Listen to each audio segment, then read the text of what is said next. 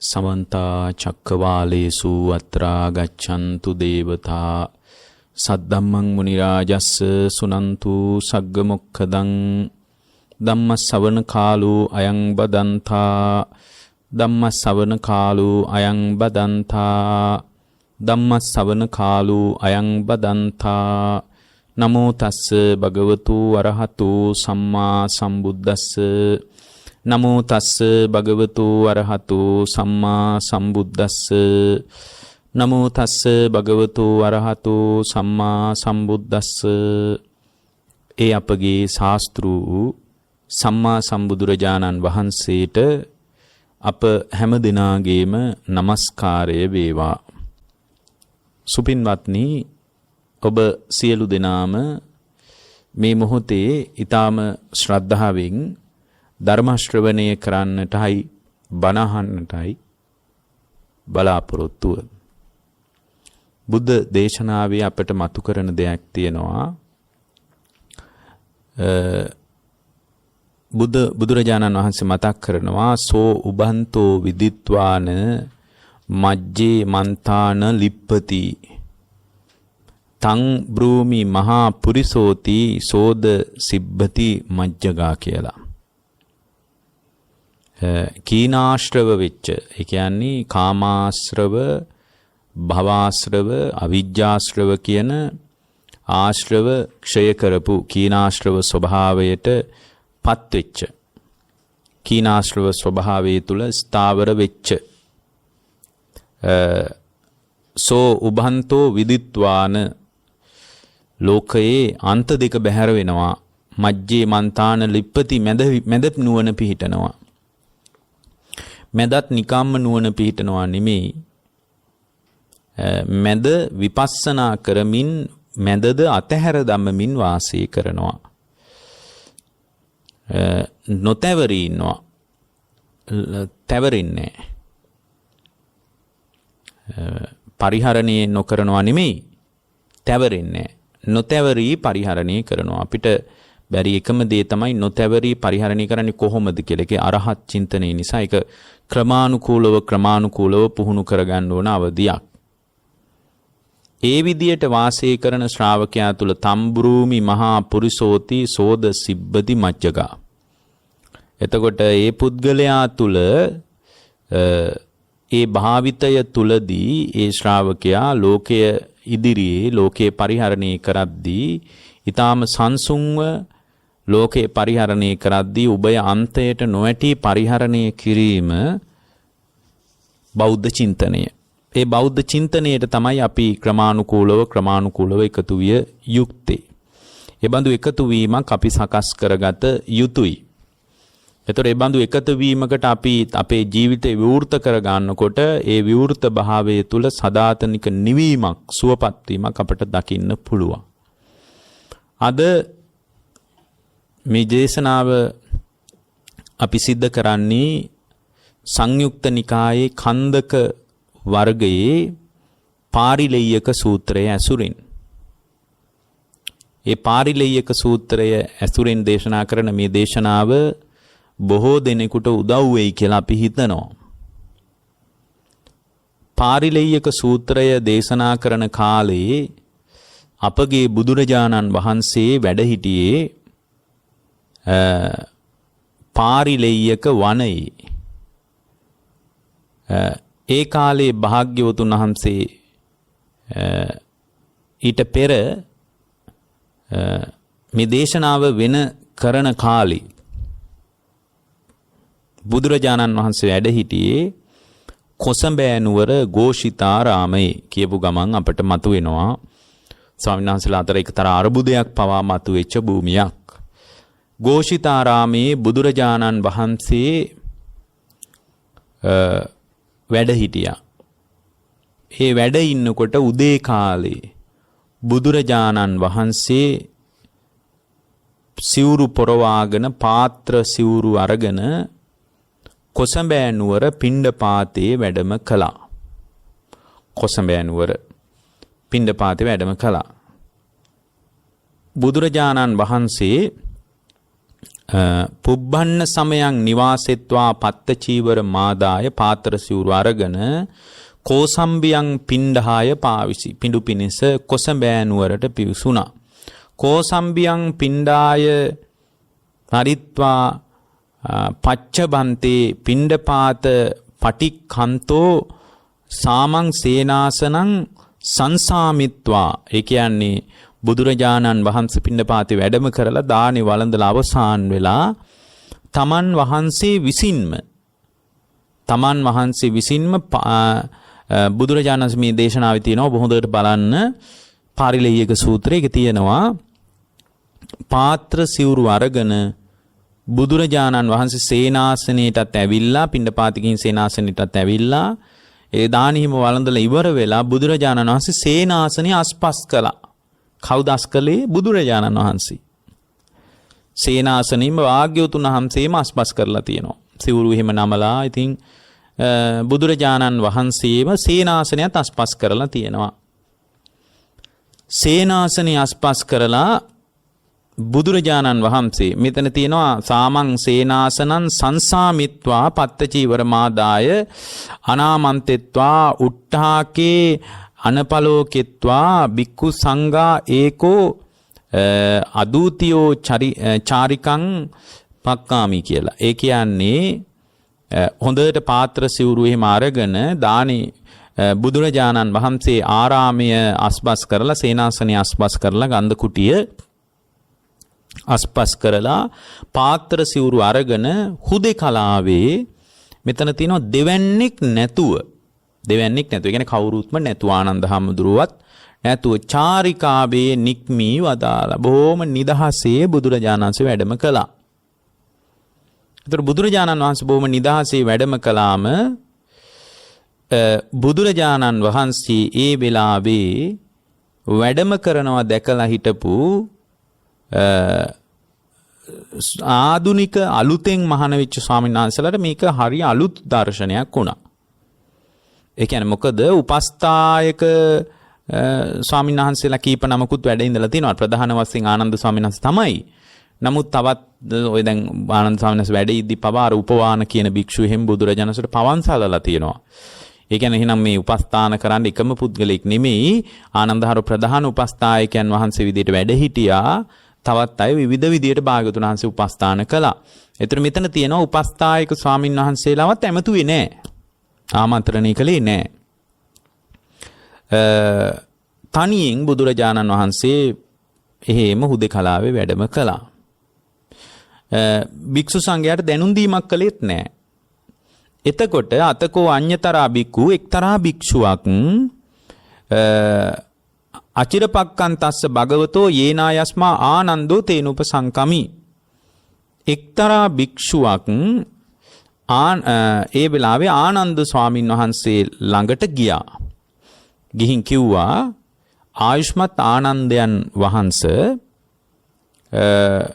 බුදුරජාණන් වහන්සේ තනියම හුදෙකලාවේ සේනාසනයත් අස්පස් කරලා පාත්‍ර සිවුරුත් අරගෙන හුදෙකලාවේම දෙවන්නේක් නැතුව කවුරුවත් නැතුව බුදුරජාණන් වහන්සේ අනපින්නපාතේ වැඩියා. මේ එළියට වැඩියා. ඉතින් මේ උපස්ථායක භික්ෂුව ඇමතුෙත් නැහැ. භික්ෂු සංඝයාට දැනුම් දීමක් කළෙත්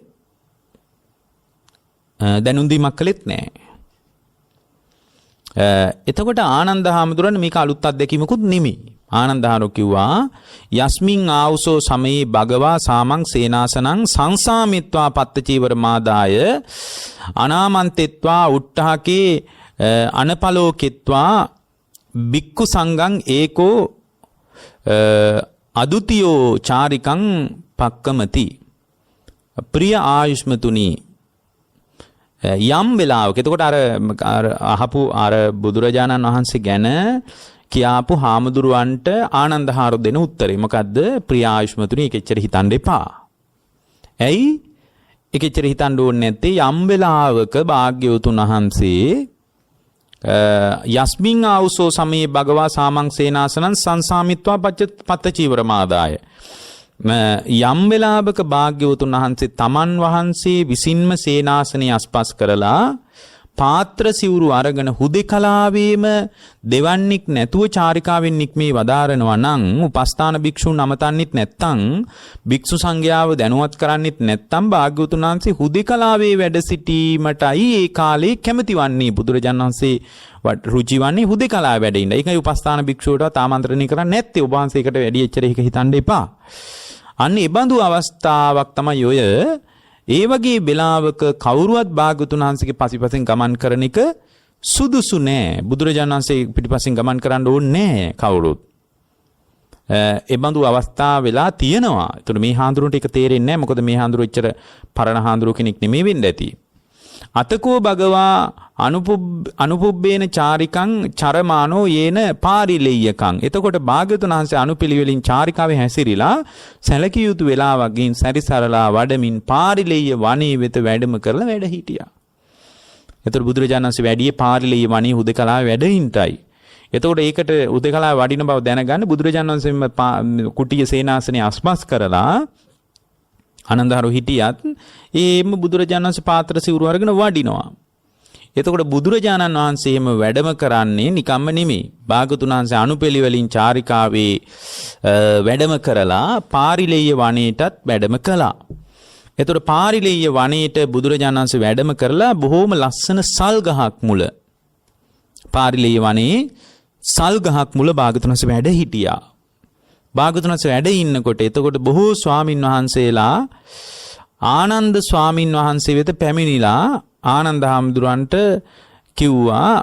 උන්වහන්සේක ඉතින් බොහොම සතුටින් කතා බහ කරලා පිළිසඳර කතාවත් ඉවර කරලා කිව්වා ප්‍රිය ආයුෂ්මතුන් වහන්සේ මේ භාග්‍යවතුන් වහන්සේ සමීපයට අපි යමු.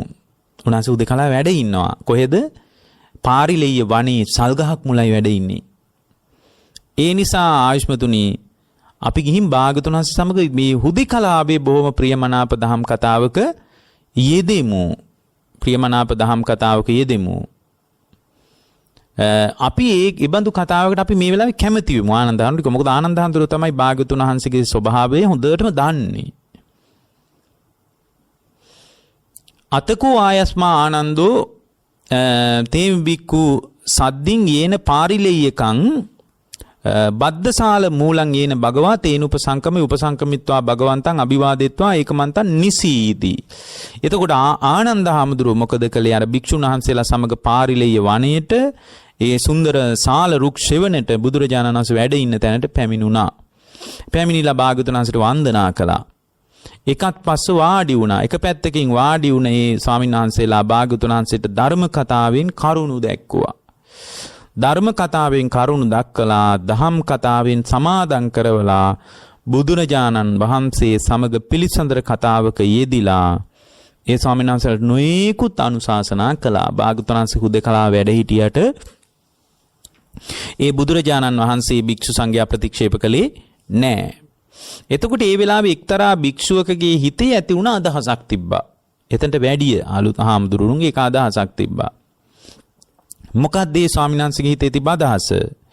ඒ ස්වාමීන් වහන්සේගේ හිතේ තිබ්බ අදහස තමයි පින්වත්නි බුදුරජාණන් වහන්සේ ඒ ස්වාමීන් වහන්සේගේ හිත දැක්කේ මෙන්න මේ විදියටයි. කොහොමද? කොයි විදියට දකින්න කෙනාටද කොයි විදියට දන්න කෙනාටද ඒ ජීවිතයේ තුලදීම ආශ්‍රව ක්ෂය වෙන්නේ? මොන විදියට දන්නා කෙනාගේද මොන විදියට දකිනා කෙනාගේද ආශ්‍රව ක්ෂය වෙන්නේ?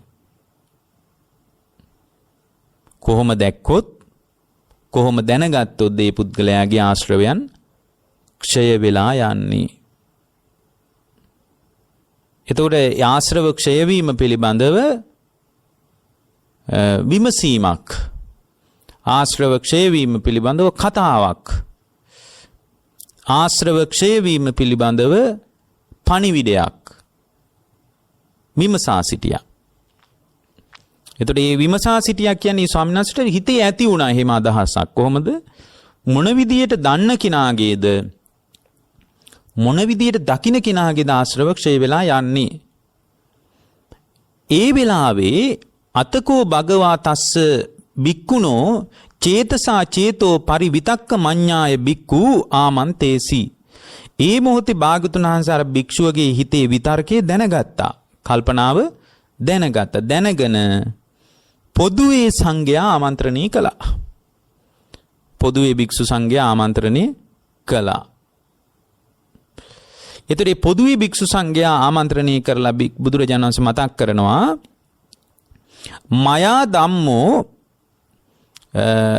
පින්වත් මහණෙනි මේ ධර්මය දේශනා කරලා තියෙන්නේ දේශනා කරලා තියෙන්නේ මේ ධර්මයේ දේශනා කරලා තියෙන්නේ විමසුම් නුවණින් යුතුවයි. විමසින් නුවණින් යුතුවයි.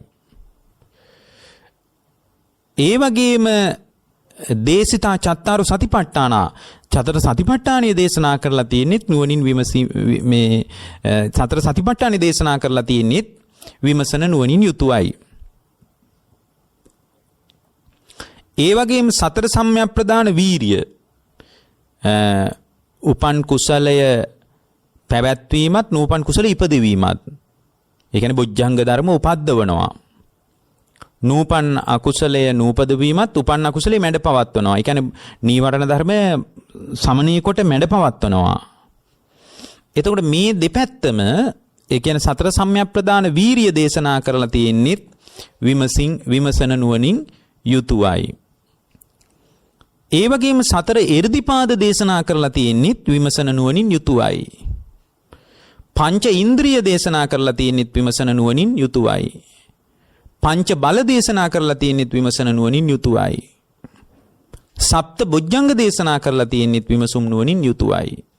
ආර්ය අෂ්ටාංගික මාර්ගයේ දේශනා කරලා තියෙනෙත් විමසන නුවණින් යුතුවයි.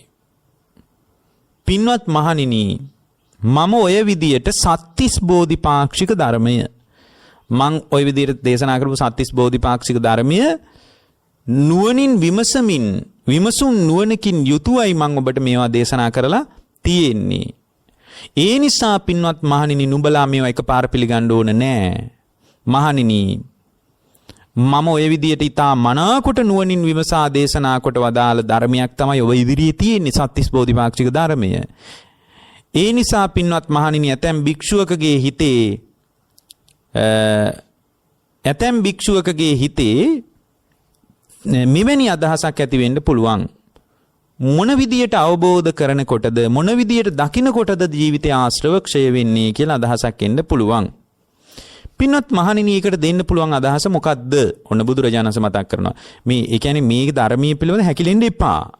මේ ධර්මයේ හොඳට නුවණින් විමසන්න. අනේ බුදුරජාණන් වහන්සේට අපි ශාස්ත්‍රූරයනි උන්වහන්සේට ගෞරවය තිබ්බහම අපි ඒකේ විදිහටම පිළිගන්න ඕන වගේ තැනකට යන්න ඕනේ නැහැ කියලායි මේ කියන්නේ. මම මේවා දේශනා කරලා තියෙන්නේ විමසුම් නුවණකින්. ඒ නිසා ඔබත් මේ පිළිගන්න ඕන කොහමද? විමසුම් නුවණකින්. ඒ කියන්නේ විමසීමේ අයිතිය මහණෙනි නුඹලා අතේ තියෙනවා කියන එක. හිතා විමසා තමා තුලින් අත්දකින්න ඕන දෙයක් මේක. ඒක නිසා මම කියනවා මේව පිළිගන්න එපා කියන අදහසත් මේක ඇස්සේ තියෙනවා. කතංච භික්කවේ ඥානතෝ කතං පස්සතෝ අන්තරා ආසවානං කයෝ හෝති. පින්වත් මහණෙනි කොයි විදියට අවබෝධ කරනකොටද කොයි විදියට දකිනකොටද මේ ජීවිතයේ ආශ්‍රව ක්ෂය වෙලා යන්නේ? කොයි විදියට අවබෝධ කරනකොටද කොයි විදියට දකිනකොටද ආශ්‍රව ක්ෂය වෙලා යන්නේ? එතකොට මේ කාරණේට මම ඔබට උත්තරයක් දෙන්නම් කියනවා. ඉද බික්කවේ අසුතවා පුතුජ්ජනෝ අරියාණං අදස්සාවි අරිය ධම්මා සකෝවිදෝ අරිය ධම්මෝ අවිනීතෝ සප්පුරිසාණං අදස්සාවි සප්පුරිස ධම්මෝ අකෝවිදෝ සප්පුරිස ධම්මෝ අවිනීතෝ. පින්වත් මහණෙනි අශෘතවත් පෘථග්ජනයා ඉන්නවා. අපි මේ අශෘතවත් පෘථග්ජනයාගේ ශ්‍රුතවත් ආර්ය ශ්‍රාවකයාගේ භාවය පිළිබඳ වෙන වෙනම පැහැදිලි කරලා තියෙනවා. ඒ නිසා මම මෙතන ඒක කියන්න යන්නේ. එතකොට මේ ආර්යයන් අශෘතවත් පෘථග්ජනයා කොහොමද ආර්ය ස්වභාවයටත් කල්යාණ ස්වභාවයටත් එකඟතාවයක් නැතුව එයා කොහොමද මුලා වෙන්නේ? කුමකටද මුලා වෙන්නේ? ඒ පුද්ගලයාගේ චින්තනයේ කොතනද මුලාව සිද්ධ වෙන්නේ කියන එක පිළිබඳ අපි මීට කලින් දේශනා කරලා තියෙනවා. කොතනද මේ පුද්ගලයා තුළ මුලාව ඇති වෙන්නේ? එතකොට ඔබ දන්නවා මේ අශෘතවත් පෘථග්ජනයා ඒ සත්පුරුෂ ධර්මියත් ආර්ය ධර්මියත් සත්පුරුෂයාත් ආර්යයන් වහන්සේත් සත්පුරුෂ ධර්මයේ හික්මීමත් ආර්ය ධර්මයේ තුල හික්මීමත් නැති වුණාට පස්සේ තමයි යා තුල ස්කන්ධයන් පිළිබඳ ආත්මීය භාවයක් හටගන්නේ. ස්කන්ධයන් පිළිබඳ ආත්ම භාවයක් හටගන්නවා. කොහොමද හටගන්නේ? රූපං අත්තතෝ සමනුපස්සති. ඒ අසෘතවත් පෘථග්ජනයා ලෝකයේ දකින විදිය. ඒ වගේම තමයි ඒ කියන්නේ රූපං අත්තතෝ සමනුපස්සති කියන පරියායෙන්ම රූපය පිළිබඳව හතර ආකාරයක දෘෂ්ටිගත වීමක් ඇති වෙනවා. ඒ කියන්නේ රූපේ ආත්මීය වශයෙන් මුලාවෙන් දකිනවා. එතකොට ආත්මීය රූපවත් වශයෙන් මුලාවෙන් දකිනවා. ওই විදිහටම අපි ඔය සක්කාය දිට්ඨිය 20 ආකාරයකින් පැහැදිලි කරලා තියෙනවා පංචස්කන්ධයට. පංචස්කන්ධය තුල ආත්මයක් ඇත කියලා හරි දකිනවා. එහෙමත් නැත්නම් ආත්මය කියන්නේ පංචස්කන්ධයට කියලා හරි ඒ ශ්‍රාවකයා තුල දකිනවා. පංචස්කන්ධය ආත්මයෙන් හැදිලා තියෙනවා කියලා හරි දකිනවා. ඒ වගේම පින්වත්නි ඒ ශ්‍රාවකයා තුල මේ පංචස්කන්ධය තුල ආත්මීය භාවයෙන් හතර ආකාරයකින් මුලාවෙන් දකින්න. ඔය සක්කාය දිට්ඨිය තෝරද්දී අපි 20 ආකාරයටම පැහැදිලි කරලා තිනවා. මම ඒවා වෙන වෙනම මෙතන කියන්න යන්නෙත් නැහැ. ඒ සක්කාය දිට්ඨිය දුරු කරගන්න එක පංචස්කන්ධයේ මුල් කරගෙන සක්කාය දිට්ඨිය දුරු කරගන්න එක තමයි සෝතාපන්න තත්වය කියලත් අපි මෙතන හඳුන්වන්නේ. එතකොට මේ විදියට යම් පුද්ගලයෙක් දකිනවා නම් ඒ දකින ශ්‍රාවකයා තුල ඒ දකින ශ්‍රාවකයා තුල නිරන්තරයෙන්ම පින්වත් මහණෙනි මුලාවෙන් දැකීමක්මයි පවතින්නේ කියනවා. එතකොට මේ මුලාවෙන් දකින්නකොට මේ මුලාව අයින් කරගන්න තියෙන්නේ කොහොමද? බුදුරජාණන් වහන්සේ මෙතනදී පැහැදිලි කරනවා පින්වත් මහණෙනි ඒ මුලාවෙන් දකින්න එක අයින් කරගන්න තියෙන්නේ ඒ ශ්‍රාවකයා තුල රූපං අත්තතෝ සමනිපස්සති යාකෝ පනසා භික්කවේ සමනුපස්සනා. පින්වත් මහණෙනි මේ පුද්ගලයා මුලාවෙන් දැකීමක් ඇද්ද? ඒ මුලාවෙන් දැක්ම සමනුපස්සනා සංකාරෝ සෝපන සංකාරෝ කින් නිදානෝ කින් සමුදයෝ කින් ජාතිකෝ කින් පබවෝති. පින්වත් මහණෙනි යම් මුලාවෙන් දැකීමක් ඇද්ද? ඒ කියන්නේ රූපය පිළිබඳ, වේදනාව පිළිබඳ, සංඥාව පිළිබඳ, සංස්කාරය පිළිබඳ, විඥානය පිළිබඳ යම් මුලාවෙන් දැකීමක් ඇද්ද? ඒ මුලාවෙන් දැකීම මුලාවෙන් දකින්න ස්වභාවය එයා තේරුම් ගන්න ඕන කියනවා. යාකෝපනසා භික්කවේ සමනුපස්සනා සංකාරෝ. ඒක සංස්කාරයක් විදිහට තේරුම් ගන්න ඕන කියනවා. මුලාවෙන් දකින්න ස්වභාවයක් තියෙනවා නම් ඒ මුලාවෙන් දකින්න ස්වභාවය සංස්කාරයක් විදිහට දකින්න ඕන කියනවා. සංස්කාරයක් විදිහට දකින්න ඕන. සකස් වෙච්ච දෙයක් විදිහට. එතකොට මේ සංස්කාරයක් විදිහට දැකලා ඒ පුද්ගලයා තුළ විමසීමක් තියෙන්න ඕනලු. ඒ සංස්කාරය ඒ පුද්ගලයා තුළ මුලාවෙන් දැකීමක් ඇද ඒක සංස්කාරයක්. ඒ සංස්කාරයේ කුමක් මුල් කරගෙන තියෙන එකක්ද අන්න විමසන්න ඕන කියනවා. කුමකින් හටගත්ත එකක්ද? එතකොට සක්කාය දිට්ඨිය නැති වෙන්නේ කියනවා. කුමකින් ඉපදෙන එකක්ද? කුමකින් ප්‍රභවය වෙන එකක්ද කියලා සමනුපස්සනා කරන්න ඕන කියනවා. දැන් ඔන්න අපි කියපු කාරණේ තාම වැදගත්. මොකද්ද? රූප වේදනා සංඥා සංකාර විඥාන කියන පංචස්කන්ධ ධර්මය තුල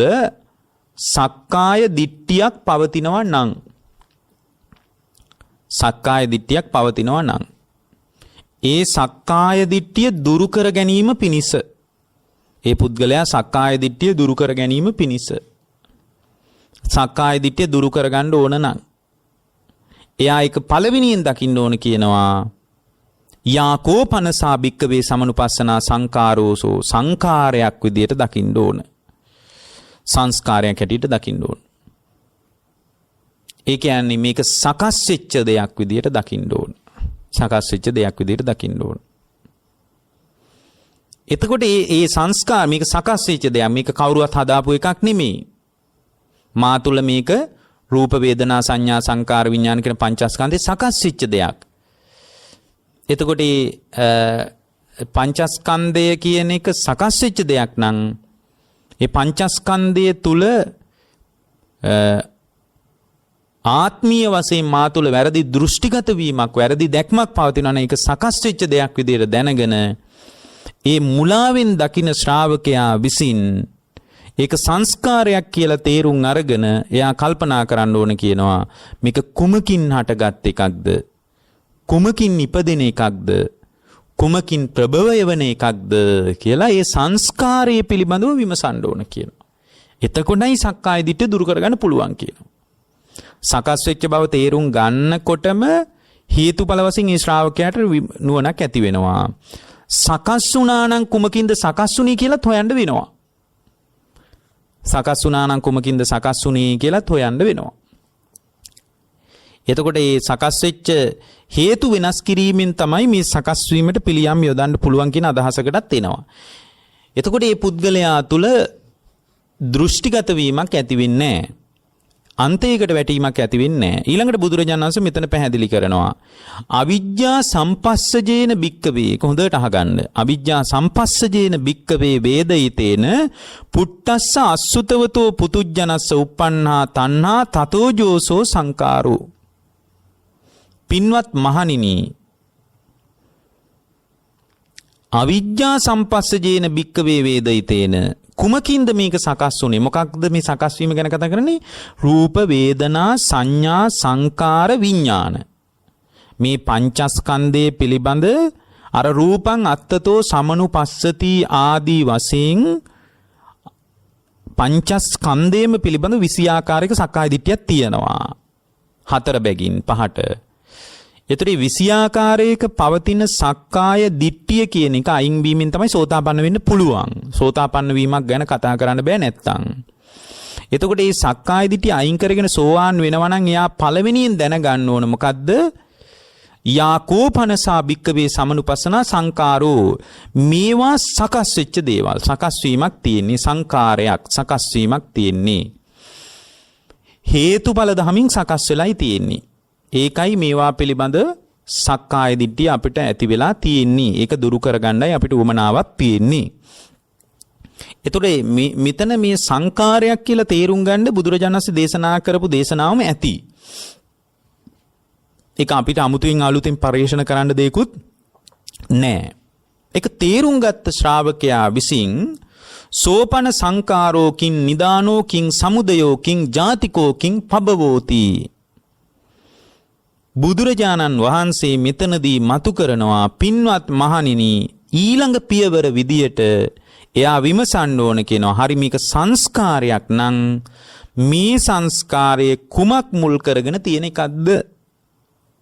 කුමකින් හටගත්ත එකක්ද? කිං සංකාරෝ කිං නිදානෝ කිං සමුදයෝ කිං ජාතිකෝ කිං පබවෝ. කුමකින් හටගත්ත එකක්ද? කුමක් මුල් කරගෙන තියෙන එකක්ද? කුමකින් ඉපදෙන එකක්ද? කුමකින් ප්‍රභවය වන එකක්ද කියලා තමා තුළ විමසීමක් තියෙන්න ඕන. විමසීමක් තියෙන්න ඕන. ඊට පස්සේ විමසන ශ්‍රාවක එතකොට තමන් විමසන්න ඕන. බුද්ධ දේශනාව ඔස්සේ. ඒකයි බුදුරජාණන් වහන්සේ මතක් කළේ මහණෙනි මම මේ ධර්මයේ දේශනා කරලා තියෙන විමසුම් නුවණකින් යුක්තයි. හැබැයි ඔබත් ධර්මයේ පිළිගන්නකොට ඔබ තුලත් නුවණින් විමසීමක් තියෙන්න ඕන. ඒතර දැන් මේ කාරණේ හොඳට නුවණින් විමසන්න ඕන. නැත්නම් හිත වඩන්න බෑ. සක්කාය දිට්ඨි දුරු කරගන්න බෑ. අවිජ්ජා සම්පස්සජේන භික්කවේ වේදිතේන පුට්ටස්ස අසුතවතෝ පුතුජනස්ස uppannā තණ්හා තතෝ ජෝසෝ සංකාරෝ. පින්වත් මහණෙනි අවිජ්ජා සම්පස්සජේන භික්කවේ අවිද්‍යාවේ ස්පර්ශයෙන් හටගත් අවිජ්ජා සම්පස්සජේන භික්කවේ වේදිතේන පුට්ටස්ස අවිද්‍යා සහගත ස්පර්ශයෙන් හටගත් විදීම් සහගතව ලබන අසුරුතවත් පෘථග්ජනයා තුල තණ්හාව ඉපදිලයි තියෙන්නේ. කොහොම කෙනෙක් තුලද තණ්හාව ඉපදිලා තියෙන්නේ? අවිද්‍යා සහගතව. ඒ කියන්නේ එයාට දුක පිළිබඳව, දුකේ හට ගැනීම පිළිබඳව, දුකේ නිරෝධය පිළිබඳව ඒ Nirodhe සාක්ෂාත් කර ගැනීම පිණිස උපකාර වන ධර්මයේ පිළිබඳ ඒ පුද්ගලයාට නුවණක් නැහැ. ඒ නුවණක් නැතිකම අපි හඳුන්වනවා ධර්මී මොකද්ද? අවිජ්ජා. මෙතන කියනවා අවිජ්ජා සම්පස්සදේන දුක දුකේ හට ගැනීම දුකේ නිරෝධයේ දුක නිරුද්ධ කරන මාර්ගය පිළිබඳ නොදන්නා තැනක අවිජ්ජා සම්පස්සජේන භික්කවේ වේදිතේන පුට්ටස්ස අවිද්‍යා සහගත ස්පර්ශයෙන් හටගන්නා විඳීමෙන් පහස ලබන එයා හැම වෙලාවකම අවිද්‍යාව මිශ්‍ර වෙලා නිසා යා තුල පවතින ස්පර්ශයට මොන ස්පර්ශයටද? චක්කු සම්පස්සයට, සෝත සම්පස්සයට, ගාන සම්පස්සයට, ජීවහා සම්පස්සයට, කාය සම්පස්සයට, මනෝ සම්පස්සයට. චක්කුසෝත ගාන ජීවහා කාය මන කියන මේ සම්පස්සය ඒ තන සම්පස්සේ නිසා උපදිනව මොකද්ද? සම්පස්සජා වේදනාවක්. එතකොට අවිද්‍යාව මිශ්‍ර වෙලා නම් සම්පස්සේට, ඒ කියන්නේ ඇහින් දකින්න රූපය තුල අවිද්‍යාව මිශ්‍රයි. අවිද්‍යාව මිශ්‍ර වුණාම එයාට ඇසද රූපේ දැහි විඥානය එකතුන ස්පර්ශය ගැන නුවණක් නැහැ. ඒ නුවණක් නැති නිසා මෙහි ඉදිරියට එන රූපේ යා මුලාවින් පිළිගන්නේ. කන ඉදිරියට එන ශබ්දය යා මුලාවින් පිළිගන්නේ. නාසයට දැනෙන ගඳ සුවඳ ඒ පුද්ගලයා මුලාවෙන් පිළිගන්නේ. දිවට දැනෙන රසය ඒ පුද්ගලයා මුලාවෙන් පිළිගන්නේ. කයට දැනෙන පහස ඒ පුද්ගලයා මුලාවෙන් පිළිගන්නේ. මුලාවෙන් පිළිගැනීමක් ඇද්ද? එතකොට මේ මුලාවෙන් පිළිගැනීමක් ඇද්ද? ඒ මුලාවෙන් දකින ශ්‍රාවකයා තුල ස්පර්ශයේ මුලාවෙන් දැකීම පදනම් කරගෙන යා තුල ස්පර්ශය නිසා හට ගන්නව මොනවද? ත්‍රිවිධ වේදනා. සුඛ වේදනා, දුක් වේදනා, අදුක්කම සුඛ වේදනා. සුඛ වේදනා, දුක් වේදනා, අදුක්කම සුඛ වේදනා ඇති වෙනකොට ඒ ශ්‍රාවකයා තුල ඒ වින්දනය තුල ඒ විදීම තුල මුලාවක් පවතිනවා. ඒ සුඛ වේදනාව තුල පින්වත්නි එයා උද්දාමයටපත් වෙනවා. දුක් වේදනාව තුල එයා උද්දාමයටපත් වෙනවා. අදුක්කම සුඛ වේදනාව තුල එයා අවිජ්ජානුසේ මෝරණ විදියටයි අවිද්‍යාව මේ අදුක්කම සුඛ වේදනාව එයා පිළිගන්නේ. සුඛ වේදනාව එයා පිළිගන්නේ රාගයේ අනුසයක් විදියට මෝරණ හැටියටයි. දුක්ඛ වේදනාව යා පරිහරණය කරන්නේ පටිඝයේ අනුසයක් විදියට මෝරණ හැටියටයි. සුඛ වේදනා, දුක් වේදනා, අදුක්කම සුඛ වේදනා කියන විඳීම් අසෘතවත් පෘථග්ජනෙක්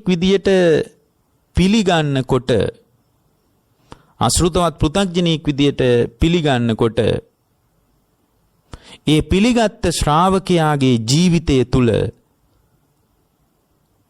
අසෘතවත් පෘථග්ජන භාවයමයි වැඩෙන්නේ. ඇයි? ආර්ය ධර්මයේ මොකද්ද කියලා දන්නේ නැහැ. ආර්ය ධර්මයේ තමයි අපිට පැහැදිලි කරන්නේ අනිත්‍ය, දුක්ඛ, අනාත්ම කියන ත්‍රිලක්ෂණයේ මතයි මේ ආයතන 6 තුලින් අත්දකින්න ලෝකය පිහිටා තියෙන්නේ. ඒක දන්නේ නැහැ දැන්. ඇයි? ශ්‍රුතවත් භාවයක් නැහැ. මේ ත්‍රිලක්ෂණී ගැන දන්නේ නැහැ. නාම රූප ගැන දන්නේ නැහැ. ආයතන ගැන දන්නේ නැහැ. ස්කන්ධ ගැන දන්නේ නැහැ. පටිච්ච සමුප්පාදය ගැන දන්නේ නැහැ. නුවණින් විමසිය යුතු ධර්මයන් ගැන දන්නේ නැහැ. ඒවා දන්නේ නැති අසෘතවත් පෘථග්ජනයා තුල නොදන්නාකම කියන්නේ ඒක අවිද්‍යාව මිශ්‍රයි. මොකටද? සම්පස්සයට. අවිද්‍යා සම්පස්සජේන භික්කවේ අවිද්‍යාව සම්පස්සරේ අවිද්‍යා සහගත ස්පර්ශේ නම් තියෙන්නේ වේදිතේන පුට්ටස්ස විඳීම තුල අසෘතවත් පෘථග්ජන භාවයේ තියෙනවා නම් අසෘතවත් පෘථග්ජනයාට තියෙන්නේ පින්වත්නි තණ්හාවේ ඉපදීමක්. එයාට තණ්හාවේ මොකක් ගැන තණ්හාවක්ද? රූපය ගැන තණ්හාවේ ඉපදීමක්. වේදනාව ගැන තණ්හාවේ ඉපදීමක්. සංඥාව ගැන ඒ කියන්නේ රූප වේදනා සංඥා සංකාර විඥාන කියන මේවා ඇති වෙනකොට ඒවා උපාදානයේ වීම පිණිස පදනමට අයිති තණ්හාවේ ඉපදීමක්. එතකොට ඒ තණ්හාවේ ඉපදීම පදනම් කරගෙන මේ ස්කන්ධයන්ගේ උපාදාන වීම දක්වා මෝරා වැඩිවීමට යාගේ ආයතන ලෝකේ ස්පර්ශ වීම තුල අත්දකින්න අත්දැකීම තණ්හාව මිශ්‍රයි. මොකද අවිද්‍යාව තියෙනවා නම් යම් තැනක තණ්හාව තියෙනවා නම් ඒක හිවණැල්ල වගේ පිටිපස්සෙන් අවිද්‍යාව වෙනවද නැද්ද? එනවා. ඉදිකට්ට පිටිපස්සෙන් එන නූල වගේ පින්වත්නි යම් වෙලාවක තණ්හාව තියෙනවා නම් එතන පිටිපස්සෙන් අවිද්‍යාව තියෙනවා. එතකොට චක්කු සම්පස්සිය තුල අවිද්‍යාව තියෙනවා නම් එයාට රූප තණ්හාව උපදිනවා. සෝත සම්පස්සිය පිළිබඳ තණ්හාව තියෙනවා නම් එයාට ශබ්ද තණ්හාව උපදිනවා. ගාන සම්පස්සිය පිළිබඳ තණ්හාව තියෙනවා නම් එයාට ගන්ධ තණ්හාව උපදිනවා. රස සම්පස්සිය පිළිබඳව අවිද්‍යාව තියෙනවා නම් එයාට රස තණ්හාව පිළිබඳ උපදිනවා. කාය සම්පස්සිය පිළිබඳව එයාට අවිද්‍යාව මිශ්‍ර වෙලා නම් එයාට පොට්ටබ්බ තණ්හාව උපදිනවා. ඒ වගේම මනෝ සම්පස්සය තුල අවිද්‍යාව මිශ්‍ර වෙලා නම් ඇතිවීම නැතිවීම දැක ගන්න බැරි මට්ටමක් නම් තියෙන්නේ. අවිද්‍යාව මිශ්‍ර වෙලා නම් එයාට ධම්ම තණ්හාව උපදිනවා. එතකොට තණ්හා උපදවලා දුන්නේ මොකද්ද? අවිජ්ජා සම්පස්සය. එතකොට මේ අවිජ්ජා සම්පස්සේ නිසා මෙයාට වින්දනීය තුලත් එයා තුල මුලාවක් තිබ්බේ. ස්පර්ශය නිසා හට ගන්න විඳීම තුලත් එයාට මුලාවක් තිබ්බේ. මේක ඇති වෙලා නැති වෙලා යන හුදු නාම ධර්මයක් කියලා එයාට දැක ගන්න බැරි වුණා. එතකොට බුදුරජාණන් වහන්සේ මෙතන මතක් කරනවා පින්වත් මහණෙනි, ඒ විදියට උපදින තණ්හාව uppannā තණ්හා තතෝජෝසෝ සංකාරෝ, අන්න ඒ තණ්හාවෙනුයි සංස්කාරය හටගන්නේ. ඒ තණ්හාවෙනුයි සංස්කාරය හටගන්නේ. මොකද්ද? රූපය ආත්මවත් වශයෙන් පිළිගන්නේ. ඒ තණ්හාව තියෙනකොට ඒ කියන්නේ අවිද්‍යා සහගත සම්පස්සේ පදනම් කරගෙන යා ලෝකේ වින්දනය කරනකොට ඒ වින්දනය කිරීම තුල එයාට රූප තණ්හා, ශබ්ද තණ්හා ආදී උපදිනවා. එතකොට වෙන දෙයක් තමයි තතෝජෝසෝ සංකාරෝ.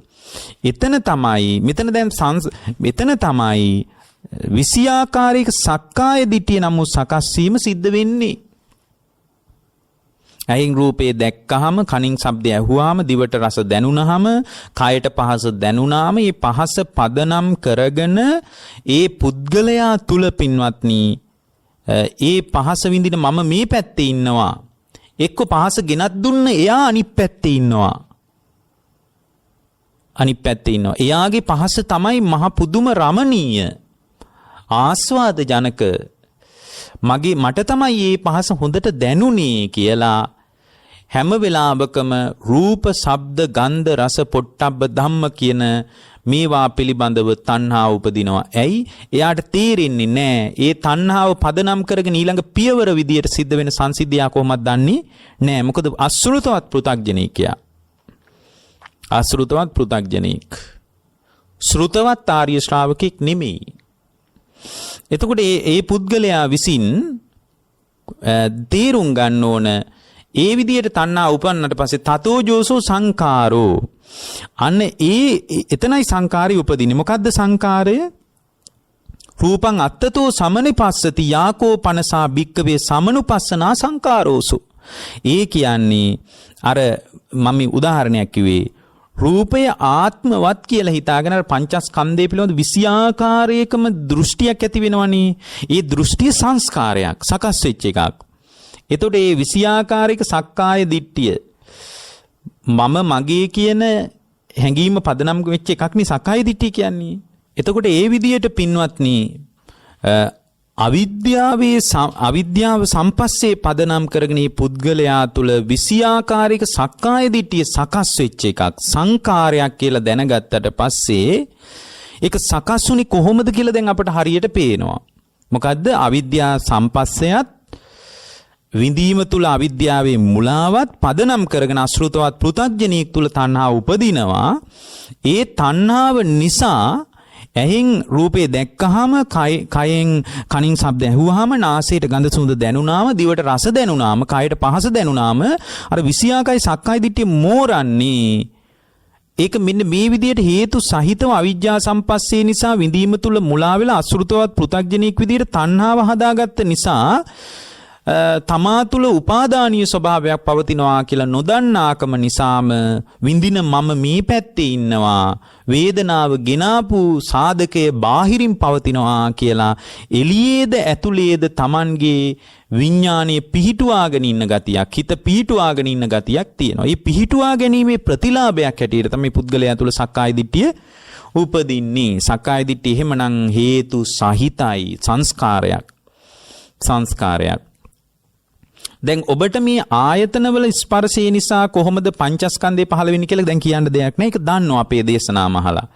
ඒ කියන්නේ ඇහැට රූප දැක්කාම දිවට රහ දැනුණාම රසය නිසා චක්කු ජීවහා විඥානේ පහළ විඥානස්කන්ධයක්, රස දැනෙනකොට සංඥාස්කන්ධයක්, ඊට පස්සේ රස ඇඹුල්, තිත්ත, කර රස, ලුණු රස, තිත්ත රස, කර නොවන රස ආදී වශයෙන් සංඥාස්කන්ධයක්.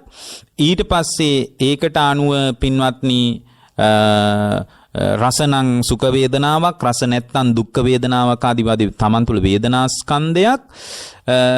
ඒ වගේම තමයි ඒකට අනුව තමන්ගේ සිතට ගලාගෙන එන සිතුවිලි සංකාර ස්කන්ධයක්. ඒත් එක්කම පින්වත්නි නැවත නැවත ඒ හැඟීම් වලට නාම ධර්ම වලට අනුව රූපයේ වෙනස් වීමක්, රූපේ සිද්ධ වෙන වෙනස් වීමක්. මෙන්න මේ විදියට ස්කන්ධ ධර්මයන්ගේ හටගෙන නිරුද්ධ වීමක් සිද්ධ වෙනවා. නමුත් මේක නොදන්නාකමට, මේ කතාව දන්නේ නැතිකමට, ඒක තමයි අවිද්‍යාසහගතයි. සම්පස්සේ තුල වින්දනය හටගෙන ඒ වින්දනයේ නිසා පුද්ගලයා තුල තණ්හා උපදිනකොට ඒ තණ්හාව නිසාම එයාට අර රස ගෙනත් දුන්න බාහිර දේ, බාහිර රසයත් උපාදානය වෙනවා. ඒ නිසා ඇතිවෙච්ච හැඟීමුත් උපාදානය වෙනවා.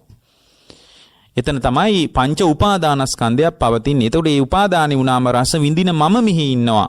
රස දැනුනේ මට තමයි රස තේරුනේ. රස ගිනාවේ එලි බාහිර දෙයක් මට රසේ ගිනාවා කියලා අභ්‍යන්තරවද බාහිරවද විඥානයේ පිහිටුවාගෙන ඉන්න ගතියක් ඒ ශ්‍රාවකයා තුළ ක්‍රියාත්මක වෙන්න පටන් ගන්නවා. ඒ ක්‍රියාත්මක වීම පදනම් කරගෙන පින්වත්නි ඒ පුද්ගලයා තේරුම් ගත යුතුයි මෙතන මෙබඳු සකස් වීමක් පවතිනවා කියලා. ඒක තමයි පළවෙනියෙන් තේරුම් ගන්න ඕනේ. ඊට පස්සේ ඉතිකෝ භික්කවේ සෝපි සංකාරෝ. මේ සංකාරය නිට්ටයද අනිත්‍යද? අනිත්‍යයි. අවිජ්ජා සම්පස්සය තියෙන තාක්කල් වේදිතේන පුට්ටස්ස අසුතවතෝ පුදුජ්ජනෝ. වින්දනීය තුලත් අවිද්‍යාව මිශ්‍ර නම් අසෘතවත් පෘථග්ජන භාවයක් තියෙනවා නම් uppannā තණ්හා උපදිනවා. තතෝජෝ සංකාරෝ. ඒ නිසා ඒ තණ්හා වෙනුයි සංස්කාරය හටගන්නේ. තතෝජෝසෝ සංකාරෝ. ඒතර මේක මේ අවිද්‍යා සහගත සම්පස්සේ පදනම් කරගෙන ඇතිවෙච්ච එකක්. හැබැයි අවිද්‍යා සහගත සම්පස්සේ නැති වෙනකොට, ඒ කියන්නේ විද්‍යාව උපදිනකොට, සම්මාදිට්ඨිය උපදිනකොට මේ සංස්කාරය අනිත්‍ය වෙලා යනවා. මේක නැති වෙලා යනවා. මේක නිරුද්ධ කරන්න පුළුවන්. එතකොට මේ සකස් වීම හැම වෙලාවකම දැන් මේ සකස් වීමේ ස්වභාවය කවදාවත් එක දිගට පවතින්නේ නැහැ. හේතුව අවිද්‍යා සම්පස්සේ නිසා සකස් වීමක් තියෙන්නේ. එතකොට මේ අවිද්‍යා සම්පස්සේ නිසා සකස් වීමක් තියෙනවා. ඒ සම්පස්සේ නිරුද්ධ වෙනකොට මේ தત્ත්වය නිරුද්ධ වෙලා යනවා. එහෙනම් මේක අනිත්‍ය වශයෙන් බලන්න ඕන කියනවා. මේ සකස් වීම නිට්ටය එකක් නෙමෙයි, අනිත්‍ය එකක්. එතකොට මේක අනිත්‍ය වශයෙන් දැක්කොත් තමයි මේක නිරුද්ධ කරන තැනකට හිත එන්නේ. කරන්න දෙයක් නැහැ. ඉතින් මේක ස්ථාවර තත්වයක් නේ කියලා කිව්වොත් කමක් නැහැ. විඳගෙන කාගෙන මේ ජීවිතේ මේ තත්වෙම පවත්වනවා කියන තැනට එන්න පුළුවන්. මේක අනිත්‍ය වශයෙන් දැක්කොත් එයාට පුළුවන් මේ තත්විත අයහපත් තත්වයක්, මේ සකස් වීම වඩා සුබවාදී නෑ. මේ සකස් වීම සංසාරයට බර සකස් වීමක්, නැවත නිරයට പ്രേත ලෝකයට ඇද දමන විදිය සකස් වීමක්. මේ චින්තනේ වෙනස් කරගන්න ඕන කියලා තමාට විද්‍යාසහගතව ස්පර්ශ වීම අත්දකින්න පුළුවන් වුණොත්, වේදනාව තුළ මුලා වෙන්නේ නැතුව ශ්‍රුතවත් ආර්ය ශ්‍රාවක භාවය හදාගෙන තණ්හාව ලෝකෙට හදන්නේ නැතුව මේ සක්කාය දිට්ඨියේ සකස් වීම බැහැර කරන්න පුළුවන්. ඒ නිසා ඒකට බුදුරජාණන් වහන්සේ මතක් කළා සෝපි සංකාරෝ. මේක සංස්කාරයක් විදිහට දකින්න කිව්වා. අනිච්චෝ සංකතෝ පටිච්ච සමුප්පන්නෝ. මේ සංස්කාරය සෝපි සංකාරෝ අනිච්චෝ සංකතෝ පටිච්ච සමුප්පන්නෝ. මේ සකස් වීම මේ සංස්කාරය අනිත්‍ය වශයෙන් බලන්න කිව්වා. අනිත්‍ය වශයෙන් බලන්න කිව්වා. හේතුඵල දහමින් සකස් වුණු දෙයක් විදියට දකින්න කිව්වා. සංකතෝ මේක සංස්කාරයක්. සංකතෝ හේතුඵල දහමින් සකස් වෙච්ච දෙයක්. පටිච්ච සමුප්පන්නෝ පටිච්ච සමුප්පාදයෙන් සකස් වෙච්ච දෙයක්. එතකොට එයා දැනගන්න ඕන අවිද්‍යාව නිසා පුද්ගලයා තුළ සංස්කාර සිද්ධ වෙලා ඊට අනුව විඥානෙ පිහිටලා ඒ පිහිටි විඥානයේ නිසා නාම රූප ධර්මයන්ගේ එකතු වීම තුළ ආයතන සකස් වෙලා ආයතන වල ස්පර්ශ වෙන්නේ. ස්පර්ශයේ නිසා විඳීම් හටගෙන විඳීම නිසා තණ්හාව ඇති වෙනවා කියලා පටිච්ච සමුප්පන්නව අවිද්‍යාවෙන් පටන් අරගෙන ජරා මරණ දුකෙන් කෙලවර වෙන ක්‍රියාවලියක් මෙතන තියෙන්නේ කියලා දකින්න ඕනේ. එතකොට වචන තුනකින් පැහැදිලි කළා අනිච්චතෝ සංකතෝ පටිච්ච සමුප්පන්නෝ සෝපි සංකාරෝ සංස්කාරය මේ ඒ කියන්නේ මේ සක්කාය දිට්ඨියට පදනම් වෙච්ච 20 ආකාරයක සකස් වීම මේ විදිහට 3 ආකාරයකින් දකින්න කිව්වා. ඒ විතරක් නෙමෙයි තවත් අඩිය පිටිපස්සට ගිහින් මේ සකස් වීමට ආසන්නතම හේතුව විදියට බුදුරජාණන් වහන්සේ මේ පාරිලෙය්‍යක සූත්‍රයේදී පැහැදිලි කරපු ආසන්නතම හේතුව තමයි තණ්හා. තණ්හා තතෝජෝසෝ සංඝ. ඊට පස්සේ මහණෙනි තණ්හාවත් ඒ විදියට දකින්න කිව්වා. මොකද්ද? තණ්හාවත් දකින්න කිව්වා. තණ්හා අනිච්චා සංකතා පටිච්ච සමුප්පන්න. අනිත්‍යයි සංකතයි පටිච්ච සමුප්පන්නයි කියලා දකින්න කිව්වා. ඒ විතරක් නෙමේ මේ සක්කාය දිට්ඨිය දුරු කරගන්න කැමති කෙනෙක් එතනින් එහාට ගින් තණ්හාව හදලා දුන්නේ කුමක්ද? මොකද්ද තණ්හාව හදලා දුන්නේ? වේදනාව. ඒ වේදනාවත් සාපි වේදනා අනිච්චා සංකතා පටිච්ච සමුප්පන්නා. ඒ වේදනාවත් ඒ පුද්ගලයාට බුදුරජාණන් වහන්සේ මතක් කළා අනිත්‍යයි හේතුඵල දහමින් සකස් වෙච්ච දෙයක්. පටිච්ච සමුප්පන්නයි කියලා විමසන්න කිව්වා. එතකොට මේ වේදනාව ඇති උනේ මොකක් නිසාද? උන තවත් අඩියක් ඉස්සරහට ගින් මානසිකාරය කරන්න කිව්වා. කොහොමද වේදනාව ඇති වුණා කිව්වේ? අවිජ්ජා සම්පස්සජේන භික්ඛවේ වේදිතේන. පුට්ටස්ස අසුතෝතෝ පුදුජ්ජනෝ uppannassa තණ්හා තතෝජෝසෝ සංකාරෝ. එතකොට මේ වේදනාව ඇති උනේ සම්පස්සේ නිසා. එතකොට බුදුරජාණන් වහන්සේ මෙතන මතක් කරනවා ඒ සම්පස්සයත් සෝපි පස්සෝ අනිච්චෝ සංකතෝ පටිච්ච සමුප්පන්නෝ. අනිත්‍යයි සංකතයි පටිච්ච සමුප්පන්නයි කියලා බලන්න කිව්වා. එතකොට ඒවම්පිකෝ භික්කවේ ඥානතෝ ඒවං පස්සතෝ අන්තරා ආසවානං කයෝ හෝති. අන්න ඒ විදියට දකින්නකොට අවිද්‍යාව දුරු වෙනවා. එතකොට සම්පස්සයත් අනිත්‍යයි සංකතයි පටිච්ච සමුප්පන්නයි වේදනාවත් අනිත්‍යයි සංකතයි පටිච්ච සමුප්පන්නයි තණ්හාවත් අනිත්‍යයි සංකතයි පටිච්ච සමුප්පන්නයි සකස් වීම සංස්කාරයක් කිව්වේ මෙතන 20 ආකාරයක සක්කාය දිට්ඨිය. ඒකත් අනිත්‍යයි සංකතයි පටිච්ච සමුප්පන්නයි කියලා බලන්න කිව්වා. එතකොට බුදුරජාණන් වහන්සේ මතක් කරනවා ඥානතෝ ඒවම් පස්සතෝ අන්තරා ආසවානං කයෝ හෝති. අන්න එතකොට පින්වත් මහණෙනි ඒ පුද්ගලයා තුල ඒ විදිහට අවබෝධ කරනකොට ඒ විදිහට දකිනකොටයි මේ ජීවිතය තුලදී ආශ්‍රව ක්ෂය වෙලා යන්නේ. අන්න ඔය විදිහටයි. හැබැයි ඔය විදිහට හිත වඩන කෙනෙක් භාවනාවක් විදිහට ඒක දියුණු කරගන්නවා නම් ඒ 20ටම වෙන වශයෙන් ওই විදිහට බලන්න ඕන.